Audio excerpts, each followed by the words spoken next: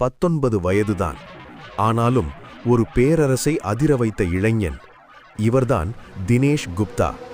1911 பிறந்த தினேஷ் குப்தா சிறுவயதிலிருந்தே நாட்டுப்பற்று அவரின் இரத்தத்தில் ஓடியது.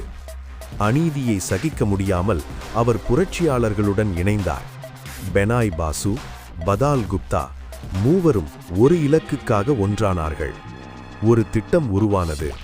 அது சாதாரணமல்ல, ஆங்கிலேயரின் இதயத்தை தாக்கும் ஒரு திட்டம். 1930 கோல்கத்தாவின் ரைட்டர்ஸ் பில்டிங்.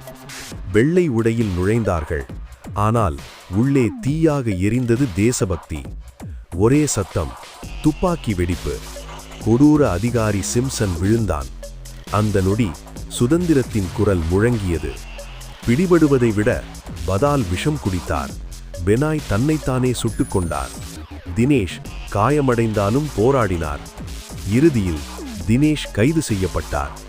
இருண்ட சிறை, ஆனால் மனம் ஒளிவிட்டது. வலி இருந்தது, ஆனால் பயம் இல்லை. அவரின் கண்களில் இருந்தது ஒரே நம்பிக்கை, சுதந்திரம். 1931 தூக்கு மேடை. சிரித்த முகத்துடன் தேசத்திற்காக உயிரை அர்ப்பணித்தார். இன்று அந்த இடம் பிபிடி பாக். பெனாய், பதால், தினேஷ் என்றென்றும் வாழும் பெயர்கள். வீரர்கள் இறக்க மாட்டார்கள். அவர்கள் வரலாறாக மாறுவார்கள். இந்தியா அவர்களை என்றும் நினைவில் கொள்கிறது.